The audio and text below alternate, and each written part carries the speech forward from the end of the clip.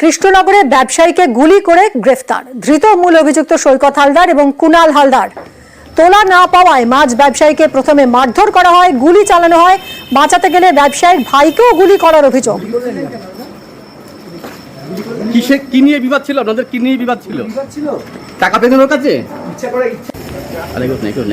কথা বলবো আমাদের প্রতিনিধি সমীরের সঙ্গে। সমীর, এই যে দুজনকে গ্রেফতার করা হয়েছে, এদের ব্যাকগ্রাউন্ড কি? এরা কারা?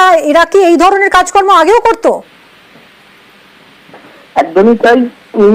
এর মধ্যে যে কুনাল, সে কৃষ্ণনগর শহর তৃণমূল ছাত্র পরিষদের সভাপতি, তার বিরুদ্ধে কিন্তু এলাকায় দাদাগিরি তোলাবাজির অভিযোগ রয়েছে। এর পাশাপাশি সৈকত হালদার, সে কিন্তু কুখ্যাত দুষ্কৃতী। গত বুধবারই সে জামিনে মুক্ত হয়েছে। কিছুদিন আগে সে গ্রেফতার হয়েছিল একটি ডাকাতির ঘটনায় জড়িত থাকার অভিযোগে, এবং এর পাশাপাশি এর আগেও তার বিরুদ্ধে দুষ্কৃতিমূলক কার্যকলাপের অভিযোগ রয়েছে। তবে এজন্য ঘটনা সেই একইভাবে তোলাবাজি করতে গিয়ে কিন্তু তোলা না দিতে আবার গুলি ঘটনা ঘটেছে, এবং গতকাল রাতে পুলিশ তাদের গ্রেফতার করে। আজকে তাদের কৃষ্ণনগর জেলা আদালতে তোলা হয়েছে, এবং পুলিশের পক্ষ থেকে 10 দিনের পুলিশ হেফাজতের আবেদন জানানো হয়েছে। তাদেরকে হেফাজতে নিয়ে যে আগ্নেয়াস্ত্র ব্যবহার করা হয়েছিল গুলি করার জন্য, সেই আগ্নেয়াস্ত্র উদ্ধারের চেষ্টা করছে পুলিশ।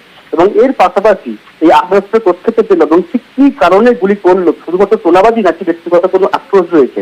যদিও রাজনীতির সাংবাদিক সম্মেলন করে কৃষ্ণনগরের ডিএসপি প্রিন্সিপাল জানিয়েছেন যাদের ব্যক্তিগত শত্রুতা ছিল, ঠিকাদারির বিষয় নিয়ে কিন্তু ব্যক্তিগত ঝামেলা ছিল, এবং তার পরিপ্রেক্ষিতে এই গুলি চালানোর ঘটনা ঘটেছে।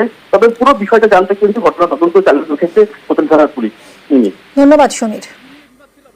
আমি তো যেমন খুশি হয়েছে, আবার একদিকে আতঙ্ক হয়ে আছে, বেরিয়ে যদি আবার হামলা করে।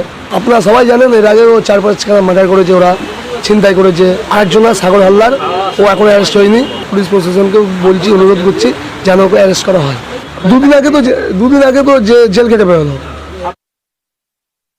উইদিন 7 to 8 hours আমরা দুজনকে অ্যারেস্ট করেছি। সৈকত হালদার, যার ডাকনাম হচ্ছে ডাকু, এবং কুনাল হালদারের নাম হচ্ছে টুবাই। কন্ট্রাক্টরের বিজনেস নিয়ে ওদের একটা টাকা পয়সা নিয়ে একটা ঝামেলা এর আগে থেকে চলছিল। সেই পার্সোনাল রাইভালরি থেকেই এই ইনসিডেন্টটা ওরা ঘটায়। আমরা আর 2-3 দিনের মধ্যে আর্মস রিকভারি হয়তো করে ফেলতে পারবো। আমরা 117(3) আমরা দিয়েছি।